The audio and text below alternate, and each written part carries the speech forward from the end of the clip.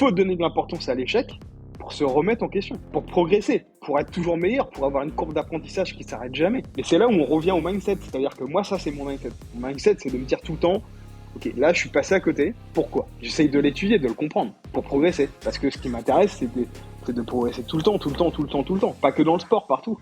Dans le vélo, par exemple, un coureur cycliste, dans 95% du temps, même plus, il gagne pas.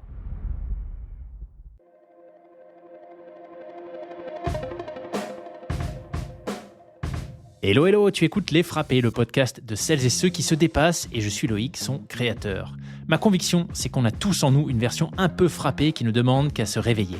Ma mission, c'est justement de tendre le micro à des athlètes, des aventurières, des militaires, des forces spéciales, des entrepreneurs, bref, des femmes et des hommes qui ont fait le choix de libérer la leur. Pourquoi ?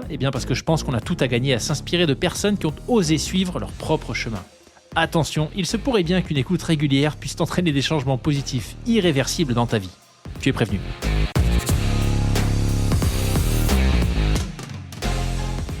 Allez, nickel. Écoute, bienvenue Nicolas au micro des Frappés. Je suis super content de t'accueillir sur le podcast. Et avant que j'oublie, un grand merci à Steph, à mon pote Steph qui nous a mis en relation.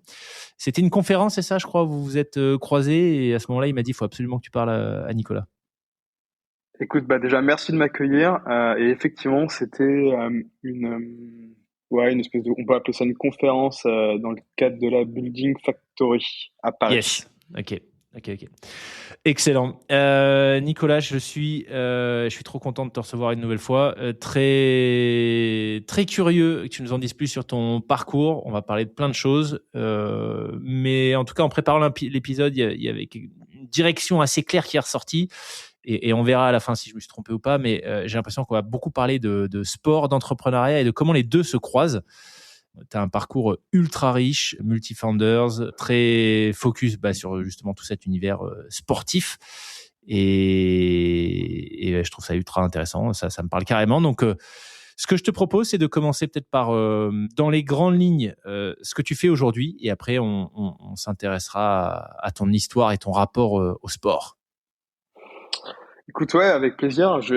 Donc en gros, moi je m'appelle Nicolas, j'ai 40 ans, je vis en Belgique, et je suis un entrepreneur passionné de sport. Et aujourd'hui, ce qu'on fait chez Lacar, donc on a monté avec 5 autres associés il y a 2 ans maintenant Lacar à la suite de la revente de nos différentes entreprises. Et l'ambition de Lacar, en gros, c'est de créer un écosystème dédié au mouvement. On appelle ça le mouvement, pourquoi? Parce que c'est ce qui nous passionne avant tout. Le sport, je dirais, c'est vraiment le fait d'être en bonne santé et de vivre en bonne santé le plus longtemps possible. Donc le sport en fait partie, mais au même titre que simplement d'être en activité, de faire attention à son alimentation, à son sommeil, à son hydratation, etc. Et donc il y a 2 ans, en fait, en partant de ce postulat qui nous passionne, on a monté l'Icar, et l'ambition de l'Icar, ça a été dans un premier temps d'investir dans des boîtes en minoritaire, puisqu'on avait, nous, gagné un petit peu d'argent et c'était le moment pour nous de le faire. Et ce qu'on fait maintenant depuis 1 an, c'est de racheter des boîtes, donc de prendre des participations majoritaires à 100% pour consolider un écosystème aujourd'hui qui est assez fragmenté et faire émerger du coup un acteur leader donc dans cette ambition de remettre les gens, on va dire, en bonne santé. Excellent. Voilà ce que je fais aujourd'hui. Excellent. Ton rapport au sport, c'est quoi? Tu as grandi dans une famille qui était en mouvement, justement, pour élargir un peu, comme tu viens de le dire, c'est pas forcément que le sport, mais comment tu as mis les pieds dans cet univers du sport, et en particulier, si je me trompe pas, du cyclisme dans ton cas, hein? Ouais. Alors en fait, je suis pas arrivé tout de suite au cyclisme, mais et je suis pas du tout issu d'une famille de sportifs. Ok. Il se trouve que moi, je suis arrivé au sport parce que j'étais un enfant ultra turbulent, avec beaucoup d'énergie, et à tel point qu'en gros, si tu veux, assez vite, on m'a diagnostiqué en gros turbulent, ou je sais plus quel était, hyperactif, ouais, voilà, en gros. Et je me souviens que quand j'étais petit, à un moment donné, d'un rendez-vous chez un psychologue où le psychologue avait dit à mes parents, il faut lui donner des médicaments pour le calmer, parce que en gros, Ah c'est un ouais. fou, quoi. Enfin, il court partout. Franchement, je faisais vriller mes parents parce que je savais pas rester en place 40 secondes, quoi. Et à ce moment-là, mes parents ont fait un truc, je dirais le seul truc qu'ils ont fait, un des seuls trucs, on va dire, qu'ils ont fait de bien pour moi, parce que je suis plus en contact avec ma famille, mais en gros, ils ont dit non, non, il prendra pas de médicaments, on va essayer de le focuser, quoi, de capter son attention. Et donc, du coup, ils m'ont mis à plein d'activités. Donc, je faisais du sport à ce moment-là, mais je faisais aussi de la musique, je faisais du dessin. Enfin, j'essayais d'avoir plein d'activités pour capter mon attention.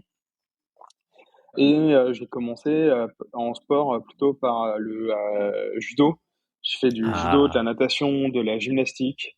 Et c'est après que je suis arrivé au triathlon et du triathlon que je suis arrivé ensuite au vélo. Voilà. ok, ok. Et t'avais quel âge quand ce pseudo-diagnostic a été posé et qu'un psychologue s'est dit la meilleure solution, c'est de le charger en médicaments, ce petit? J'étais vraiment tout petit. Euh, je sais pas. J'aurais du mal à te dire exactement l'âge que j'avais, mais j'avais peut-être 6 ans, 7 ans ou 8 ans, tu vois, quelque chose comme ça, quoi. Ok. Je me souviens très bien de ça et que ensuite j'ai vraiment commencé à faire vraiment. Je me souviens, on avait une dame qui s'occupait de nous et j'étais constamment tous les jours, tous les jours j'avais une activité différente. Tous les Waouh. jours j'avais Ok. un truc, je faisais quelque chose pour essayer de capter. Ouais, je pense pas un peu mon attention, mon énergie et que du coup je sois un peu cramé quoi en fait un peu à la fin de la journée. Et ça a C'était été un le peu ça bon. la stratégie, quoi. Ouais. Et Ouais. je pense que c'est pour ça que j'ai fait beaucoup de sports d'endurance, en fait, finalement, très vite. Parce qu'il y avait quand même, tu vois, dans les sports d'endurance, il y a ce rapport à on se crame, en fait, Ouais. beaucoup plus que dans d'autres sports. Et, euh, et ouais, je pense que c'est pour ça que je suis arrivé très vite, finalement, au triathlon, pour, euh, pour aller chercher ce sentiment en moi de me dire, ouais, j'ai plus rien, quoi. J'ai plus d'énergie, ça y est, je suis KO, quoi, je suis éteint. Ok. Et c'est intéressant ce choix qui a été fait de faire un combo sport mais aussi musique. T'arrivais, par curiosité, t'arrivais à trouver une forme de sérénité aussi dans le fait de jouer un instrument, tu vois, ou une activité autre Alors, que sportive, physique? il se trouve que la musique, finalement, j'ai plus trop j'ai plus trop de souvenirs parce que on faisait plein d'instruments différents pour essayer de choisir un peu l'instrument qui aurait pu, tu vois, être l'instrument qu'on utilise, enfin sur lequel on se concentre. Ça, j'ai fait ça au tout début. Et moi, je suis allé plutôt sur le dessin que j'ai continué pendant longtemps. Ok. Et après, dans le dessin, tu vois, tu fais de la peinture, de la sculpture, tu fais tout plein de trucs différents. Et moi, ce que je préférais, c'était le dessin au fusain. Voilà. Ouais, c'est ça que je préfère. Je suis désolé, je suis un inculte absolu. Au fusain, c'est quoi Le du coup fusain, c'est un espèce de petit crayon noir, tu vois, comme tu vois une craie blanche, sauf que là, c'est comme un petit morceau de charbon, tu vois, on dirait, ça ressemble un Ok, peu à ça. ok. Et en gros, tu le tailles plus ou moins pour avoir plus ou moins de détails quand tu dessines. Et voilà. Tu vois. Donc à l'inverse d'un crayon, c'est quoi l'intérêt? C'est que ça te permet de faire des traits beaucoup plus épais si tu le souhaites ou Ouais, de. tu peux faire des traits plus épais, tu peux. Enfin bon, ouais, c'est un peu différent effectivement le crayon, c'est vraiment très taillé. Tu vois, ta mine, elle est Ouais, ultra ouais. taillée. Là, ça ressemble à comme un petit morceau, comme ouais, comme un morceau de charbon, Un tu vois. morceau de charbon, ouais, ok. Ouais, je vois très bien. Ok. Ultra intéressant.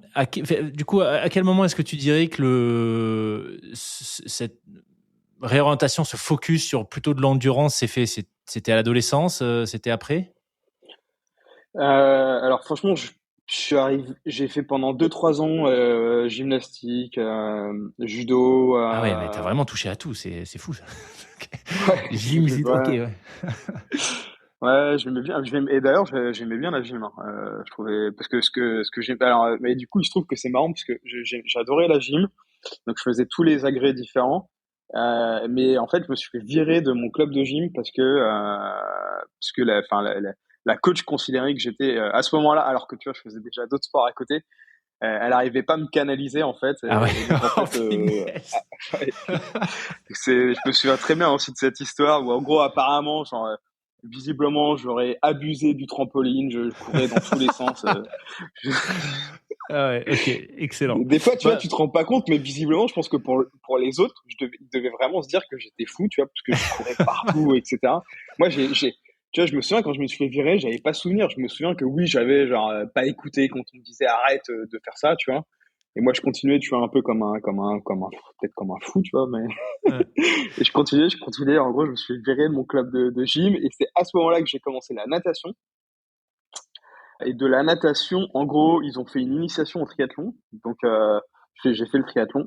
Et du triathlon, en gros, ce qui s'est passé, c'est que dans là où je vivais, dans le quartier où je vivais, il y avait un club de vélo. Et il y avait plein de gamins, donc, dont mes voisins, en fait, qui faisaient du vélo. Et de là, j'ai commencé à rejoindre le club de vélo. Vraiment, là, de façon plus intense, à partir de, je dirais peut-être 9 ans, quelque chose comme ça, 10 ans. Ok, ah Et j'ai ouais. commencé la compète. En gros, j'ai fait tout de suite des compètes. En gros, enfin, en fait, tous les sports, tout de suite, j'ai fait des compètes. Ok, tout ça en J'étais très Belgique compétitif. ou Non, non, je vivais en France. Moi, tu ça vis fait en que France? 2 ans que je vis en Belgique. D'accord. Mais je vivais en France, et ouais, la compète, j'ai commencé tout de suite. Ça a été un truc assez marquant, parce que je suis devenu, je pense, compétitif très jeune, en fait. Ouais. Euh, Ouais, c'est clair que ça forge, hein, mais c'est marrant ce que tu dis sur le fait de finalement ta perception de bon, toi tu voyais pas trop quel était le problème avec ce trampoline. Ça me fait penser, je te partage rapidement une anecdote. J'ai fait le tour des Fises, qui est un massif en face du Mont Blanc, avec ma fille qui avait 3 ans et demi à ce moment-là, et ma femme en refuge et tout. C'était très chouette. Et on est tombé sur une maman qui faisait un bout avec ses 2 enfants, et je pense que le petit devait avoir je sais pas, peut-être 6 ans. Et dans ce que tu me racontes là depuis 10 minutes, j'ai l'impression de le voir, tu vois. On l'a vu qu'une soirée, mais il courait partout, c'était un truc de fou. Et il y avait, en fait, c'était assez marquant parce que les gens, la maman était parfaitement sereine, tu vois. Et le petit, mais il sautait d'un talus il y avait une espèce de talus, si tu veux, avec une pente qui était quand même assez raide. Elle devait être, je sais pas, 25-30%, tu vois. Et il mm. sautait avec de l'herbe, et donc il s'éclatait par terre. Mais en fait, ce qui le faisait rire, c'est qu'il glissait jusqu'en bas à ce moment-là. Mais il s'éclatait par terre, tu vois. Enfin, je veux dire, il tapait sur de la terre, sur l'herbe. Et la maman nous parlait tout à fait sereine et tout. Le petit, il faisait sa vie, il rigolait, tu vois. Et les gens autour étaient, mais offusqués. À un moment donné, il y a une dame qui s'est mise à crier. Je dis, non, mais là, c'est pas possible, il faut qu'il arrête, tu vois. Et le petit, il comprenait pas, en fait. Il est venu voir sa maman, il dit, mais qu'est-ce qu'il y a, maman? Elle dit, bah oui, mais tu fais peur aux gens, fais attention, tu vois, tu le sais. C'était ultra drôle parce qu'en fait, tu vois, lui, il s'amusait, il faisait son truc, quoi. Mais pour les gens, c'était pas acceptable, quoi. C'était trop impressionnant. Donc, ouais, j'ai l'impression, quand Ouais, tu me racontes ça, c'est un peu ça. bah, vraiment, des fois, je repense souvent à ça, parce qu'encore aujourd'hui, on me dit que, tu vois, genre, c'est vrai que j'ai du mal à tenir en place, alors beaucoup moins que quand j'étais jeune, puis bah, avec la vieillesse, tu deviens plus calme aussi, Ouais. mais tu vois, dans mon esprit, ouais, en fait, tu vois, par exemple, oui, je me souviens de quand je me suis fait sortir de la gymnastique, du club, tu vois, enfin, quand j'y repense, je me dis, mais franchement, je sais pas, enfin, en plus, j'y allais tout le temps à la gym, je faisais de la compète, enfin, j'étais concentré, quoi, je kiffais, tu vois. Enfin, pas trop compris pourquoi. Après, peut-être effectivement, j'étais, peut-être j'étais trop brusque, tu vois, parce que quand t'es Hmm. turbulent, t'es un peu brusque, tu vois, tu fais des trucs un peu avec pas trop de finesse, tu vois. Ouais. Peut-être que du coup, ça dérange les gens. Mais bon, bref, hein, voilà. En tout cas, pour répondre à ta question, moi, je suis arrivé au sport à cause de ce surplus d'énergie que j'avais. Ouais. Et le sport, avec le temps, a canalisé mon énergie, notamment les sports d'endurance, où ça m'a permis d'être beaucoup plus relax, en fait, parce que j'avais un peu je sais pas, je pense un peu comme une forme de dose d'énergie, tu vois. Mhm. Et effectivement, bah, quand tu fais, par exemple, je sais pas, 3 heures de vélo, bon, ben, même si t'es énergique, à la fin de tes 3 heures de vélo, t'as un peu moins d'énergie Ouais, qu'avant de ouais. partir, quand même. Et c'est quoi, du coup, la place du sport aujourd'hui dans ta vie? Maintenant que tu es adulte, très occupé, entrepreneur, tu continues, ça continue à avoir une place importante? Franchement, le sport a conditionné ma vie, et comme j'ai commencé très tôt et j'en faisais tous les jours.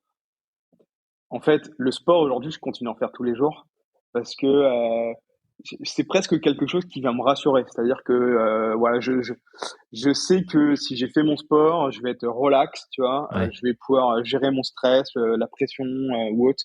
Donc, en fait, je me suis jamais, pour être honnête, je me suis jamais posé de questions du fait de d'arrêter le sport ou autre. J'ai toujours continué. Alors après, il y a des sports, tu fais un peu des variantes, c'est plus ou moins intense. Mais par contre, je pense que la seule raison qui ferait que je fais pas de sport sur une journée, c'est que je suis vraiment au fond du trou malade. Mais sinon, je fais du sport tous les jours. Ok. Donc, Et quel mon type rapport au sport, c'est ça. Ouais. Ok. Je fais du vélo, de la muscu, de la course à pied, voilà, un peu de renfo. Je fais beaucoup enfin, le vélo, c'est encore, je continue à faire à peu près, tu vois, entre 12 et 13 000 kilomètres par an de vélo.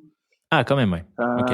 Course à pied, c'est entre 1500 et 2000 kilomètres par an de course à pied. Globalement, je fais en moyenne, je fais 12 heures de sport par semaine. Ça, c'est un peu la moyenne, tu vois, sur l'année, Ouais. quoi. Ok. Donc carrément actif. Ouais, on peut clairement dire que c'est le sport, c'est un sujet identitaire, quoi. C'est qui tu es et c'est comme ça, quoi. C'est pas un Le truc. sport, c'est tu vois, c'est 12 heures Ouais. par semaine, c'est minimum tous les jours, voire plus qu'une heure. Et après, tu vois, il y a des semaines dans l'année où, par exemple, la semaine dernière, avec des potes, on a fait un petit délire. On a fait Bruxelles, Amsterdam, Bruxelles en vélo. Bah, rien que sur la semaine, j'ai fait genre 25 heures de sport, tu Ouais. Ouais. vois. Voilà. Excellent. Et comment tu fais du coup en termes de priorité dans un agenda d'entrepreneur, investisseur et qui j'imagine doit être bien plein. C'est quoi les premiers blocs que tu places? C'est le sport d'abord ou c'est juste tellement ancré Franchement, que quoi qu'il ouais, arrive le t'en feras? bloc. Bah, en fait, déjà, globalement, je bloque toutes mes sessions de sport quand même dans mon agenda. Donc, dans Ok. tous les cas, elles sont là, elles sont mises dans mon agenda. Quoi qu'il en soit, de toute façon, je ferai du sport. Et après, je peux réajuster si j'ai une galère dans la journée ou autre. Tu vois, mon bloc, je vais le décaler ou autre. Mais tu vois, si par exemple, je fais souvent du sport pendant l'heure du déj, le midi, tu vois. Si par exemple, j'ai fini un truc à 13h30, j'ai plus le temps d'aller faire mon sport, ben c'est pas grave, je vais continuer ma journée de taf et je vais m'arrêter à 15h et je vais aller faire du sport et je vais reprendre le taf après plus tard, tu vois. Ok. Donc Ouais. en fait, de toute façon, il n'y a pas, c'est ancré. Je pars du principe que ça fait partie de mon bien-être pour être en bonne santé mentale et physique. Donc c'est autant important que je fasse du sport que je fasse tu vois, un truc pour l'entreprise. Parce qu'en fait, c'est ça qui fait que je vais rester durable dans le temps, en fait. Ouais. Ouais. Et ça, dans l'univers, dans les sphères entrepreneuriales dans lesquelles tu évolues, c'est un sujet auquel tu fais gaffe pour des boîtes, tu vois, sur lesquelles, enfin, en tout cas, avec des founders que tu rencontres ou d'autres investisseurs. Est-ce que s'il y a le critère sport qui est coché, c'est déjà un petit plus pour toi? Bah, il se trouve que depuis 2 ans, je rencontre essentiellement des Oui, avec personnes dans le Ricard, monde oui. du sport.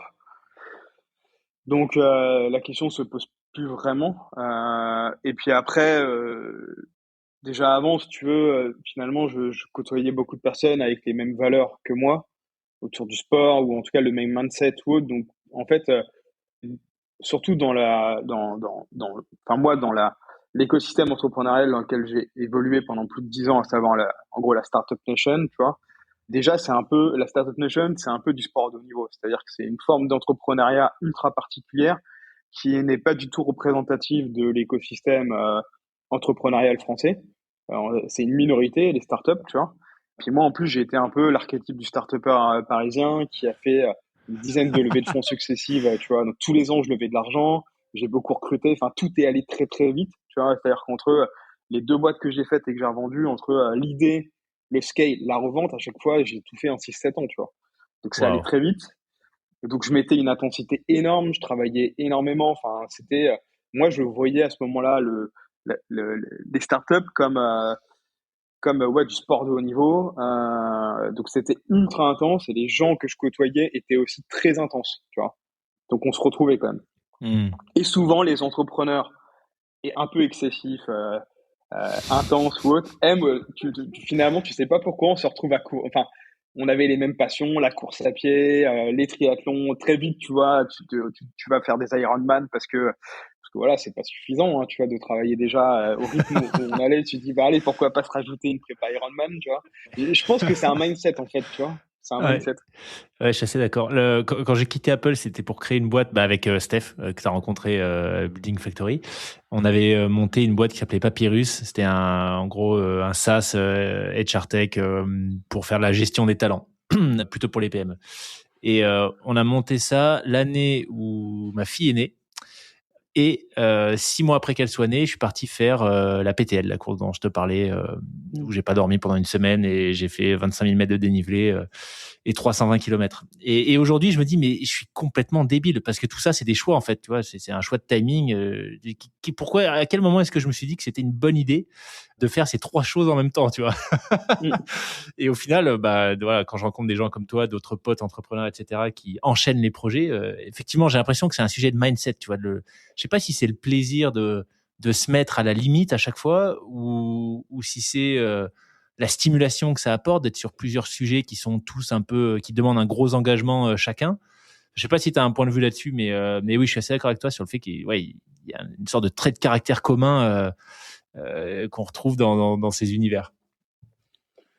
Je connais pas vraiment enfin, je me suis jamais fait, tu vois, ma rétrospective de pourquoi, enfin, quelles seraient les motivations hautes. Ce qui est sûr, c'est que je pense que c'est vraiment une question ouais, de mindset, d'état d'esprit. C'est un truc, c'est pas un truc qui s'apprend ou qui va venir ou autre. C'est quelque chose, tu l'as ou tu l'as pas, en fait. Souvent, tu te poses même pas la question. Ouais. Moi, quand j'ai fait des boîtes avec cette intensité énorme, jamais je me suis posé la question de est-ce que c'était trop intense, pas assez intense ou autre. Je l'ai fait parce que j'avais ce mindset c'était un ancrage en fait en moi et ça s'est fait de façon très naturelle. De la même manière que je me souviens très bien comment je suis arrivé tu vois, à la discipline Ironman. Je faisais beaucoup de vélo, je courais beaucoup. Je me suis dit tiens pourquoi pas faire un tri. J'ai fait un tri olympique. J'ai fait ah c'est cool. Je pense que 3 mois après je faisais un Alpha Ironman. Tu vois j'ai fait l'Alpha Ironman. Je me suis dit en vrai si je fais pas un Ironman je peux pas dire que je fais du triathlon. Tu vois genre tu vois, Ouais. c'est des trucs comme ça, tu vois, à la con. Mais du coup, qu'est-ce que j'ai fait? Je me suis fait une prépa, bon là pour le coup un peu plus solide quand même, pendant 8-9 mois, puis j'ai fait un Ironman, tu vois. T'as fait lesquels de Half et de Full? J'ai fait half Ironman de Deauville et j'ai fait full Ironman, j'ai fait Nice 2 fois. Nice, ouais, ok. Ok. Tu vois. Et pareil, je suis allé à Nice où les gens me disaient, mais non, on va pas à Nice pour commencer, c'est trop dur, le D+, etc. Choisis-toi un Ironman plus simple et tout. Je dis, non, mais attends, enfin, si je fais un full Ironman en Europe, si je fais pas Nice, ça compte pas, tu vois. Tu vois, je me suis Ah dit, ouais. Ouais. et je me suis dit, le risque, si je n'en fais un autre que Nice, c'est que comme je l'ai coché, j'aurais plus Ouais, l'envie, tu vois, de refaire un. Parce que je suis un peu comme ça. Donc je me suis dit, bah, viens, je fais le plus dur tout de suite. Comme ça, c'est c'est bon, quoi, fait. c'est fait. Ouais.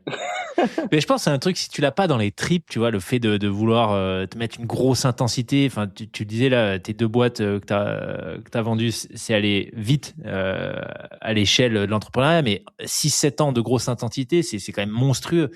Donc, je pense que si t'as pas, et de la même manière, un Ironman, tu vois, que tu le fasses en 11, 12, 13, 14 heures, enfin, peu importe ton temps, si t'as pas la flamme au fond de toi qui te pousse à prendre le départ, je pense que c'est très, très, très compliqué. Donc, ouais, je comprends ce que tu dis sur le fait que tu ne sois jamais vraiment là pour poser la question. C'est juste quitter et tu te lances et c'est les schémas que tu as. Et puis voilà, quoi. Je pense que c'est ce qui fait peut-être aussi la différence entre les entrepreneurs et ceux qui rêvent d'être entrepreneurs. Parce que moi, depuis que je suis entrepreneur, j'en côtoie beaucoup. Personnes qui aimeraient trop monter une boîte, tu vois, ou autre.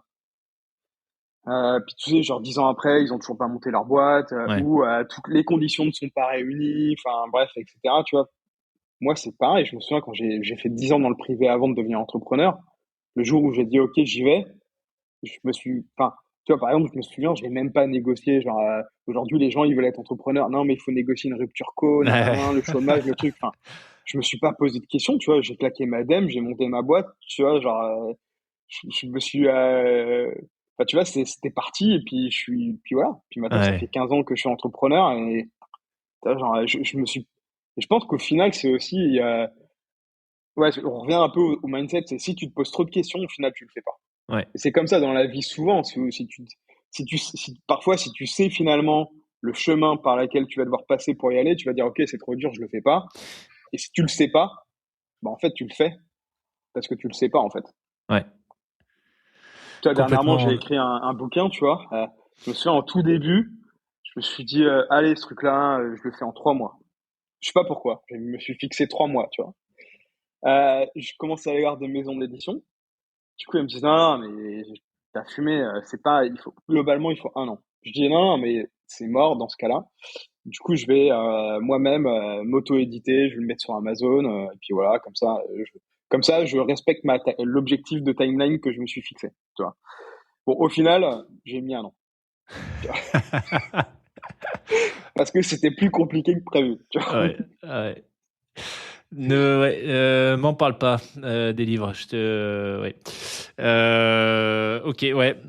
Mais c'est ultra intéressant ce que tu dis. Et pourtant, malgré ça, là encore une fois, je suis complètement d'accord avec toi. Tu vois, quand je repense à cette histoire enfin, c'est cette course dont je te parlais, la PTL, aujourd'hui, je comprends toujours pas comment j'ai fait pour finir ce truc. Et j'ai pris le départ du Tour des Géants, qui est un autre gros ultra trail là en septembre.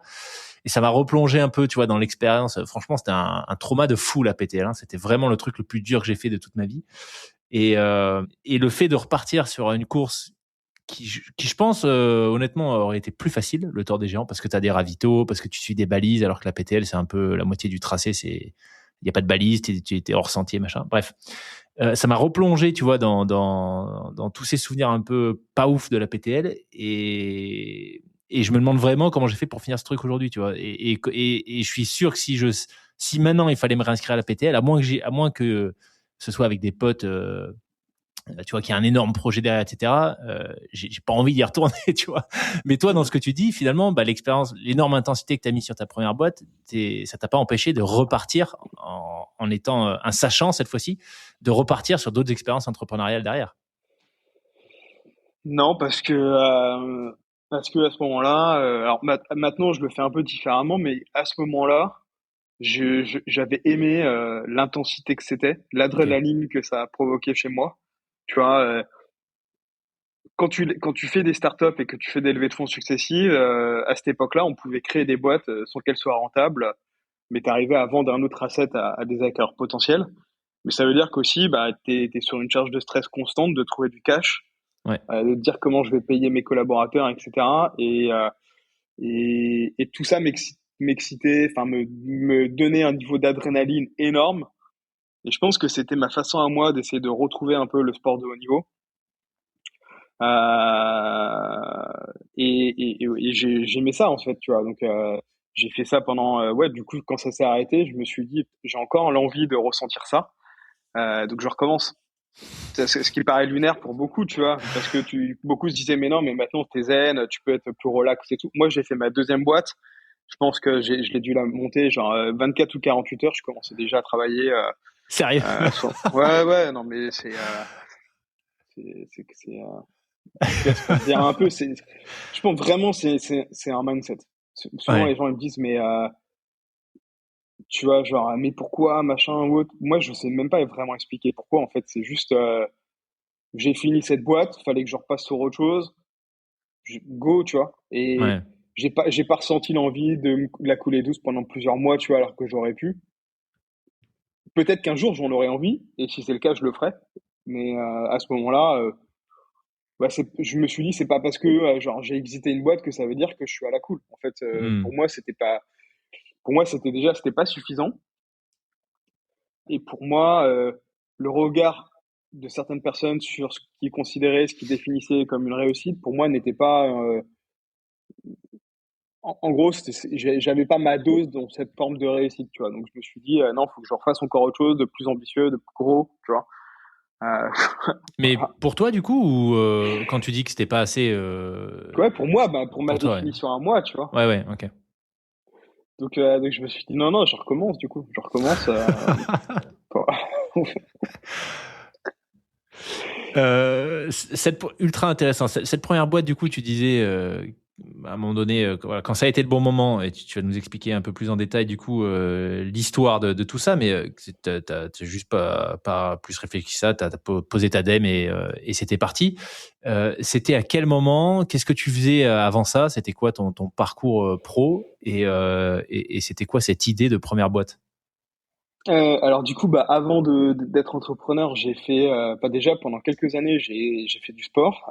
Donc, de 16 ans à 20 ans, j'ai essayé de passer cycliste professionnel. Donc, j'ai même arrêté l'école, j'ai fait que ça pendant 4 ans. Ah oui, ok. Voilà, donc tu vois, toujours une fois, c'est un peu mon côté excessif, en tout cas jusqu'au boutiste, quoi. J'ai fait le max que je pouvais, j'ai compris que j'avais plus le niveau sur les 18 derniers mois, et que j'étais arrivé vraiment au taquet, ouais, de ce que je pouvais faire physiquement. Donc à ce moment-là, j'ai décidé de retourner à l'école. J'ai fait mon bac en candidat libre, puis j'ai fait prépa HEC par admission parallèle. Puis finalement, j'ai fait l'ESC Lille. Et Ok. ensuite, j'ai commencé à bosser dans des grands groupes sur des fonctions de sales, donc notamment chez Pepsi, chez DHL. Et très vite, j'ai évolué sur des fonctions de key account management, direction commerciale. Donc, j'ai fait ça pendant un peu plus de 10 ans. Et ensuite, la première boîte, c'était... Alors, en fait, ce qui s'est passé, c'est que j'avais rejoint sur les 2, 3 dernières années, une de mes boîtes, c'était les relais Kiala. Donc, c'était une boîte qui avait été montée par un entrepreneur français qui était le premier entrepreneur français à avoir coté sa boîte au Nasdaq, et donc à la bourse aux États-Unis. Donc, c'était une boîte avec un gros mindset entrepreneurial. Et c'est une boîte qui s'est fait racheter par UPS, qui était donc le concurrent de DHL. À ce moment-là, en gros, ça faisait genre 2 ans ou 2 ans et demi que j'étais là-dedans. Je me voyais pas retourner chez UPS parce que j'avais fait 4, 5 ans chez DHL. Et surtout, j'avais vraiment côtoyé Denis et j'avais vraiment envie à ce moment-là, c'est comme ça que je me suis dit, pourquoi pas devenir entrepreneur, créer des choses, être créatif, etc. Donc c'est comme ça qu'en fait que le move vers l'entrepreneuriat est arrivé. Et à ce moment-là, j'avais des clients, donc The Body Shop, Yves Rocher, qui étaient des clients à qui je faisais des flux e-commerce. Et j'avais identifié en gros enfin j'avais identifié pas spécialement moi, mais c'était de notoriété que le dernier kilomètre en logistique, c'était ce qui coûtait le plus cher. Et j'ai décidé du coup de monter une boîte de livraison de camions électriques pour faire la livraison du dernier kilomètre en camion électrique. Ok. Donc voilà, c'était vraiment rien de révolutionnaire, mais ça a été la première idée de boîte, tu vois. Voilà. Ok. Qui s'appelait Qui s'appelait Greenway. Voilà, Greenway. Ok. voilà. Ça a pas duré très longtemps, ça a duré 1 an et demi, on s'est fait racheter par un logisticien. Et Ah c'est à ouais. ce moment-là, moi, que je suis rentré dans l'écosystème. Je parle assez peu de cette boîte parce qu'elle a été assez courte. Et c'est à ce moment-là que je suis rentré dans l'écosystème plus startup. Parce que finalement, en faisant la livraison du dernier kilomètre dans Paris, j'ai côtoyé un endroit qui s'appelait le Nouma, qui n'existe plus aujourd'hui, qui était dans le centre de Paris, dans le Sentier. Tu avais toutes les startups parisiennes de l'époque. Et c'est comme ça en fait que j'ai commencé à rencontrer l'écosystème startup tech. J'ai fait la rencontre de Cyril, qui était le fondateur de Lydia, qui à l'époque s'appelait Drink on Me et pas Lydia. Et du Ok. coup, j'ai rejoint Lydia pendant à peu près 9 mois, 1 an. Euh, donc ça m'a permis de découvrir l'écosystème startup, vraiment, voilà, ouais, cet écosystème qui était particulier. Moi, je venais d'un milieu où les grands groupes, tu vois, à l'époque, t'étais en costard cravate rasé, enfin, c'était un autre délire, tu vois. Euh, à, euh, à la Startup Nation. Sweet capuche. D'ailleurs, Ouais. mais non, mais tu vois, je me souviens très bien de la toute première fois où j'arrive chez Lydia. Donc, je me suis dit, je vais pas mettre de cravate, donc je viens quand même en costard. Bon, déjà, j'arrive, genre, tout le monde se fout de ma gueule, tu vois. Mais tu vois, genre, je voulais pas lâcher parce que, enfin, moi, j'avais été conditionné pendant 10 ans à, faut respecter les gens, tu viens en costume et tout. Donc, je continuais à venir comme ça, genre, pendant peut-être 1 semaine, 2 semaines. Puis au bout d'un moment donné, je me dis, ok, ça devient ridicule. Genre, j'étais le seul en costard, tous les jours, on se foutait de ma gueule, tu vois. Et donc je finis par venir, tu vois, un jour où j'enlève le bas de costume, je mets un jean, tu vois, mais je continue à venir avec une veste de costume, tu vois. Il y a eu une transition comme ça qui a duré un mois, tu vois, jusqu'au moment où à la fin tu finis par être en mode, bah un peu je m'en fous et je viens, tu vois, en jean t-shirt. Mais ça a pris un bon mois, tu vois, à me dire, ok, c'est bon, je peux faire ça, tu vois. Très Donc drôle. voilà, donc c'est marrant, tu vois, cette transition. Puis tu vois, après, bah, tu découvres ce monde des startups, ces rythmes de travail vraiment différents. Enfin, voilà, c'était marrant, quoi. En termes de rythme, ça fait plusieurs fois que tu en parles où tu disais que la Startup Nation, l'univers de la Startup Nation en particulier, Ouais. enfin, est peut-être un peu particulier. Je serais assez partant pour que tu nous expliques s'il y en a qui sont pas forcément familiers de qu'est-ce que c'est que l'écosystème Startup Nation, que tu nous en dises plus. Et quand tu parles d'intensité, de rythme soutenu, ça correspond à quoi quand on monte une boîte alors peut-être pas Greenway, mais les suivantes dont tu vas nous parler, il y a Ubox, je crois, et Nextory, c'est ça? Non, Nextory, c'est le rachat, mais il y a Ubox C'est le et rachat de Ubooks. ouais, Ouais. Et après, c'était Swan. Swan. Écoute, bah, enfin, en gros, la Startup Nation, c'est quoi? C'est cet écosystème dont tout le monde parle autour de la création d'entreprises innovantes, souvent dans les nouvelles technologies. C'est ce qu'on appelle des startups, puisque tu cherches souvent à travers le caractère innovant des nouvelles façons de gagner de l'argent ou autre. Donc, c'est très souvent des boîtes qui sont dans la tech ou en tout cas dans le digital, qui font soit des applications mobiles, des softwares, des logiciels, etc. Donc ça, c'est un peu cet écosystème et du coup qui ont la particularité de se financer, en tout cas au début et parfois même toute la durée de la vie de l'entreprise, par des cycles de financement. Donc c'est des investisseurs privés qui vont investir dans des boîtes dans l'espoir de gagner de l'argent. Parce que quand tu fais une startup, tu la fais souvent avec on va dire le play de base qui est de se dire un jour je vais vendre ma boîte. Je vais vendre ma Mhm. boîte. Donc tout est on va dire et considéré dès le début comme se dire, il faut que je crée de la valeur, je crée un actif qui soit ensuite un actif qui soit vendable. Donc ça, c'est l'écosystème startup. Et le rythme de travail, écoute, moi, je l'ai découvert chez Lydia et notamment avec Cyril qui travaillait énormément. Je sais, je vais pas, je sais pas si c'est toujours comme ça chez Lydia et j'ai pas du tout enfin, donc je pourrais pas trop te dire si c'est toujours le cas, mais en tout cas, à mon époque, et c'était il y a maintenant 14-15 ans, on travaillait, je, je, je pense que tu vois, tu arrives à 9 heures, tu finis à 8-9 heures tous les jours, et on travaillait le week-end, globalement. Ouais. Voilà. Donc ça, c'est un peu comme ça que j'ai découvert. Et ensuite, quand j'ai commencé à être moi, founder, j'avais le même rythme, hein, c'est-à-dire, enfin, même parfois, je pense que je commençais plus tôt. Bon, j'avais toujours moins un slot de sport dans la journée. Et par contre, je travaillais samedi, dimanche. Je travaillais tous les jours, sauf que je travaillais moins le samedi, dimanche. Je travaillais peut-être 4-5 heures, alors que sur les autres journées, je travaillais 8-10 heures, tu vois. Et ensuite, tu vois, globalement, je m'étais amusé à compter, notamment chez Swan, le nombre de vacances que j'avais pris en 6 ans. J'avais pris 5 semaines de vacances en 6 ans. Donc ça te donne une idée. Donc globalement, je travaille environ 60 heures, 70 heures par semaine et je prenais une semaine par an de vacances. Et la plupart du temps, c'était pas une semaine, c'était plutôt 2-3 jours par-ci par-là. Voilà, donc ça, c'est un peu le rythme que moi, je me suis imposé pendant plus de 10 ans, quoi. Ouais. C'est intéressant que tu le partages parce que on voit souvent la partie un peu glamour, tu vois, de la chose. Ah, et, monter sa boîte, c'est génial. Tu prends tes propres décisions, c'est ton produit, ton bébé. Quand tu le vends, c'est fabuleux, grosse success story. Mais je sais pas s'il y a beaucoup de gens qui seraient prêts à s'imposer ce que tu es en train d'expliquer, tu vois, des semaines de Après, gorée, pas de vacances. faut, faut te dire aussi que alors, que ce soit mon cas personnel et tous les entrepreneurs que j'ai pu connaître qui s'imposent le même type de rythme, en fait, on voit pas on voit pas nos journées comme du travail. C'est-à-dire que moi, je me suis jamais, quand j'ai jamais vu ce que je faisais comme. Enfin, ce que je veux dire, c'est que là, souvent, les gens ont un rapport, c'est un job, c'est un travail. Moi, c'est pas Mhm. un travail. Pour moi, c'est un mode de vie. C'est-à-dire que je suis passionné. J'étais passionné tous les jours. Je me suis jamais. Alors oui, il y a des moments où je me sentais cramé, et notamment je me suis senti vraiment cramé physiquement à la fin de Swan. Alors, est-ce que c'est l'accumulation de 10 années comme ça, ou enfin le stress, enfin tout ça. Mais bon, vraiment, je dois reconnaître que d'ailleurs, je l'ai souvent dit, je me suis un peu cramé sur la fin, sans jamais faire de burn-out. Mais en tout cas, j'ai jamais vu ce que je faisais. Enfin, j'ai jamais eu un rapport à ce que je faisais par rapport au travail. Mhm. Ça, c'est le premier truc. Mais je pense que quand tu es vraiment passionné par ce que tu fais, t'as pas ce rapport de ah c'est un travail. Moi je t'ai Ouais. pas, je me suis jamais dit c'est un travail. Donc je me suis jamais dit est-ce que c'est raisonnable de faire ça pendant 10 heures, tu vois, genre tu vois. Donc déjà ce premier truc, j'ai jamais défini ce que je faisais comme un la définition traditionnelle d'un salarié qui dirait c'est mon travail ou autre. J'étais simplement passionné par ça. Et donc je pense que c'est ça qui fait Ouais.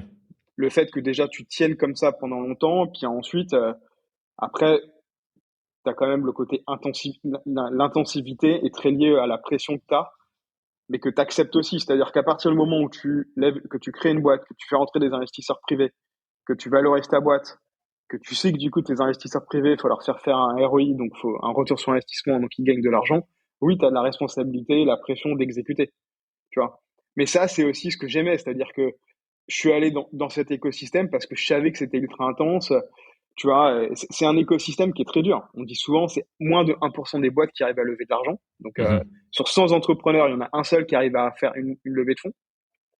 Et sur ces 1% d'entrepreneurs qui arrivent à faire, genre, une levée de fonds, tu en as seulement de nouveau 10% qui arrivent à faire une série A, donc on est plutôt à 0,0 sur 1000, tu vois. Et ensuite, si tu arrives à l'exit, je crois que c'est 1% encore. Donc, Ah si oui. tu veux, t'es à 0,001% sur les 100 qui sont partis à la base, tu vois. Donc, c'est ultra sélectif. Et moi, j'adorais ça. Parce que, en tant que compétiteur, pour moi, tu vois, et je visais tout le temps la première place ou autre. Donc, en fait, le fait d'être dans un rapport rationnel aux statistiques, de se dire, OK, je suis dans, où est-ce que je me situe dans la tranche? Tu vois? Moi, c'est ça qui m'excitait. Ouais. Ultra Tu vois? intéressant. C'est Souvent, c'est bête, hein, pour la plupart des gens, ils se disent, mais c'est n'importe quoi. Genre, c'est tordu, tu vois, comme état d'esprit, tu vois. Mais moi, en tant que, genre, très rationnel et scientifique, etc., c'est vraiment ce qui me caractérise. Ben, t'es entrepreneur, ok, t'es dans quelle tranche?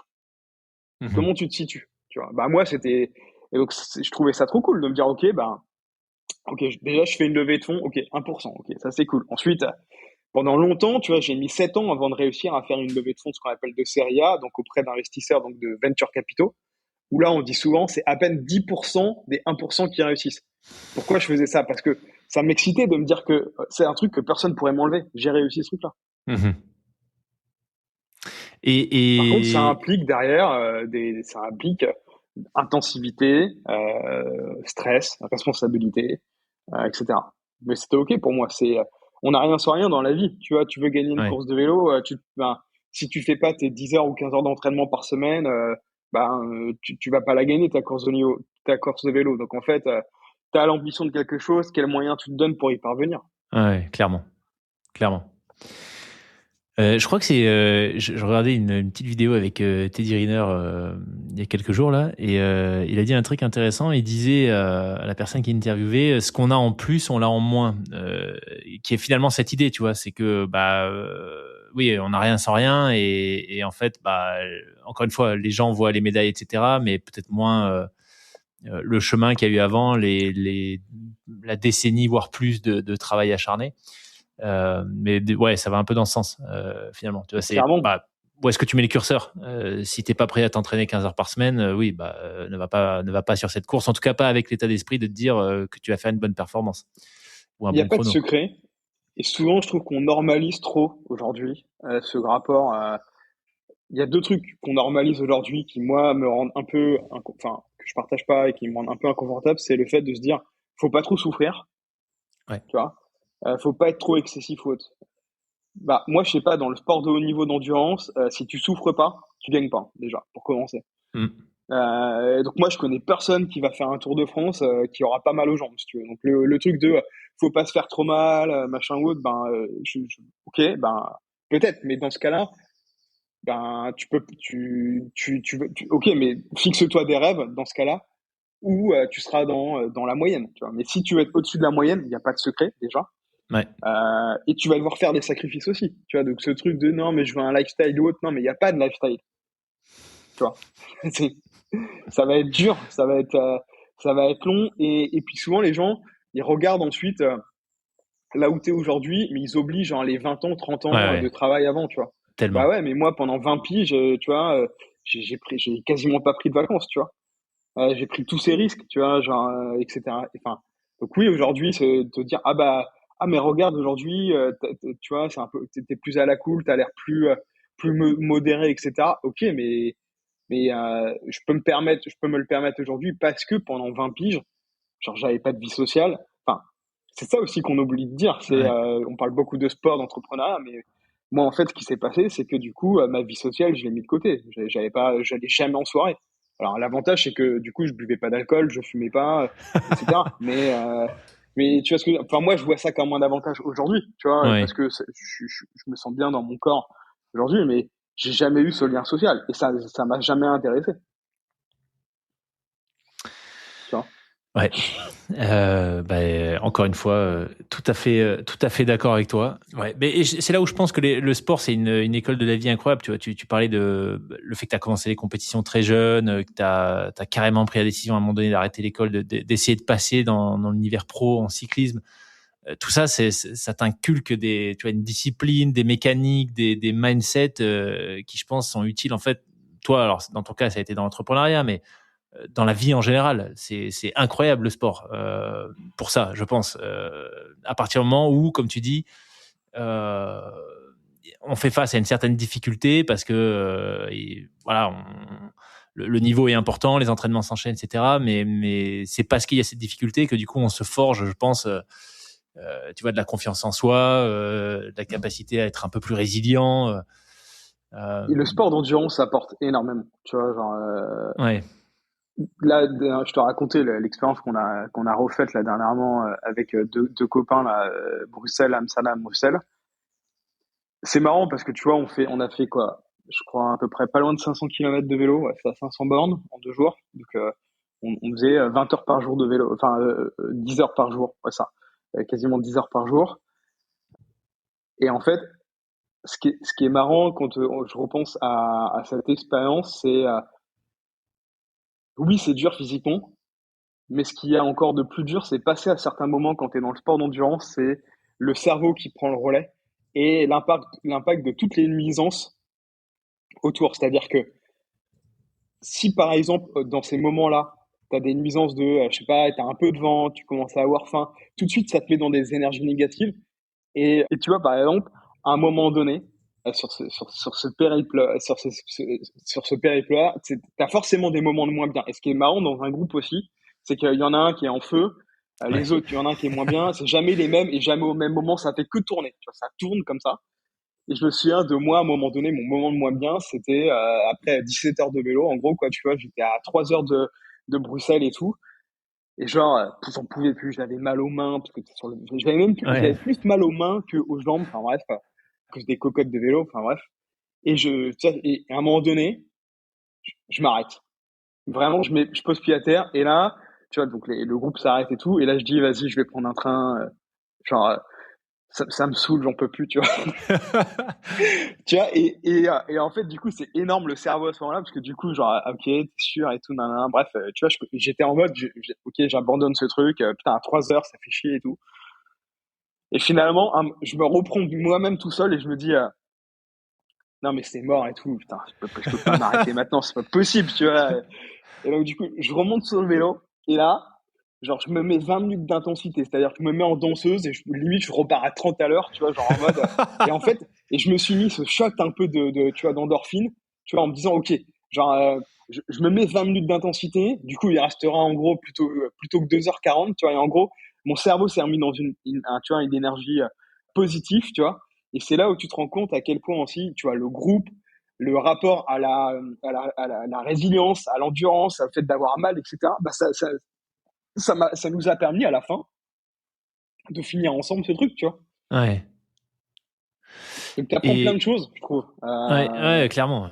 Non, et le lien entre, bah, finalement, là, c'est ce que tu dis, le lien entre mental et physique, tu vois, où nerveusement, physiquement, tu avais l'impression d'être au bout, et puis tu as cette espèce de secousse mentale, et en fait, non, il y en a encore.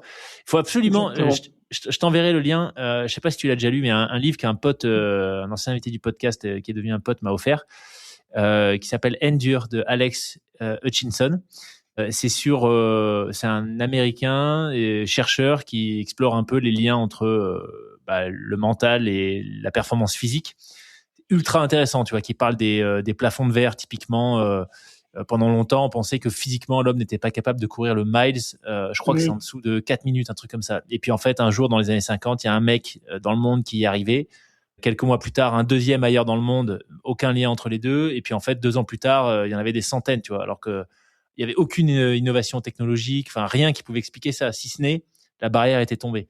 Et voilà, il donne plein d'exemples comme ça, des équipes de rugby qui ont fait faire des tests, et puis au moment où ils disent bah, justement des tests sur des vélos indoor, où ils crachent, je sais plus, genre, c'est énorme, tu vois, en termes de boîte, vraiment, ils les Mhm. poussent à bout. Et puis au dernier moment, au moment où les gars disent c'est bon, j'arrête là, bah, ils sortent une carotte qui est, en fait, il y a un genre de prize money, tu vois, où non, vas-y, donne 10 secondes à fond, il y a 500 Mhm. dollars à la clé. Et en fait, les gars sont capables de pousser genre 800 watts pendant 10 secondes alors qu'ils venaient d'annoncer qu'ils étaient épuisés, tu vois. Donc, ultra Mhm. intéressant. Et ça me fait vraiment penser, à ce que tu viens d'expliquer, ça me fait penser à ça. Donc, je te le C'est comme recommande à fortement. l'Ironman ou autre, hein, tu vois, Ouais, clairement. souvent tu marches sur le marathon, tu te dis ok j'arrête et au final et en fait tu te rends compte que ce qui te paraît à certains moments impossible, Enfin, moi, c'est ça que j'aime dans le sport d'endurance, dans ces moments comme ça où tu tapes 20 heures de sport, tu vois. C'est que il y a toujours des moments où tu dis, c'est bon, c'est terminé. Et finalement, tu repars. Et finalement, tu réussis. Et Ouais. avec le recul, tu te dis, putain, mais en fait, si je m'étais arrêté la première fois que mon cerveau m'a dit c'est terminé, j'aurais pas réussi. Ouais. Alors qu'en fait, tu vois, je peux.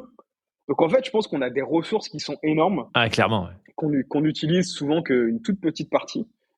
Et que, comme on est dans une société où on normalise maintenant le fait de non, mais tu vois, il faut pas trop être excessif, nanana, etc. La vie, comment le dire, tout n'est pas obligé d'être dur dans la vie, tu vois. Genre, t'es pas obligé de souffrir, ce genre de choses. Ben, du coup, en fait, les gens, ils deviennent feignants. Ils deviennent feignants. Et d'ailleurs, c'est la preuve. Je crois que c'est quoi la proportion des gens qui arrivent même juste à faire que 10 000 pas par jour? C'est une minorité. Ouais, j'ai vu une stat, un posting d'il n'y a pas très longtemps. Je crois qu'il y a 50% des collégiens, il me semble que c'est collégiens le test, ce qui est hallucinant, qui ne sont pas capables de courir plus de 2 minutes. Je sais pas si En fait, tu on visualises le devient truc. feignant. Non, 50, je l'ai lu ouais, aussi, ça. On devient c'est affolant. feignant. Et puis, on normalise le fait que, de plus en plus, je le vois, on normalise le fait que, non, mais c'est pas grave si t'as pas, c'est pas grave si t'as pas réussi, c'est pas grave si tu vois, genre, bah, moi, je dis, bah, si, c'est grave, en fait. Mais en fait, pourquoi c'est grave? Pourquoi c'est grave quand tu réussis pas quelque chose? Parce que, si c'est pas grave, t'apprends pas à perdre. Dans le sport, tu passes plus de temps à perdre. Mhm. Dans le vélo, par exemple, un coureur cycliste qui fait une compétition par semaine, un super coureur cycliste, il va gagner 4 fois, 5 fois dans l'année. Donc 95% du temps, même plus, il gagne pas. Et en fait, c'est parce que tu sais, apprends à ne pas gagner que tu sais apprendre à gagner, en fait. Mhm. Donc c'est super important. C'est super important, tu vois. Donc il faut donner de l'importance à l'échec pour se remettre en question, tu vois, pour progresser, pour être toujours meilleur, pour avoir une courbe d'apprentissage qui s'arrête jamais. Ouais. Tu vois, c'est ça qui est cool, en fait. Et c'est là où on revient au mindset. C'est-à-dire que moi, ça, c'est mon mindset. Mon mindset, c'est de me dire tout le temps, OK, là, je suis passé à côté. Genre, pourquoi? J'essaye de l'étudier, de le comprendre Mhm. pour progresser. Parce que ce qui m'intéresse, c'est de progresser tout le temps, tout le temps, tout le temps, tout le temps. Pas que dans le sport, partout. Mais on est dans un truc où, voilà, maintenant, voilà, les jeunes, ils courent plus, les gens, ils font même pas 10 000 pas. Et limite, maintenant, je vois sur les réseaux sociaux où, d'un côté, tu as tous les réseaux ultra healthy, tu vois, où on parle de longévité, etc. Ça, t'en as de plus en plus. Mais de l'autre côté, par opposition, tu as aussi ces nouveaux influenceurs qui normalisent le fait de, genre, j'adore être gros et je trouve ça cool d'être gros. Tu vois. Mhm. Voilà, Ouais. Ouais, effectivement. Là, ouais, on est sur des sujets. Ce qui est étonnant, c'est que et en parler de ça, en plus de tout ça, comme tu le dis, c'est que ça devient des sujets vraiment clivants, tu vois, où il y a énormément de charges émotionnelles, etc. Et ça rend les discussions un peu compliquées, parce qu'après on te dit oui, mais c'est mon identité, etc. Oui, oui, d'accord, mais ouais, mais je suis d'accord avec toi. Moi, je suis plutôt perplexe face à ça que autre chose. Et pour revenir sur ce que tu disais un peu plus tôt, où, tu disais que tu étais convaincu qu'on a tous un potentiel un peu, enfin, clairement un peu fou en nous.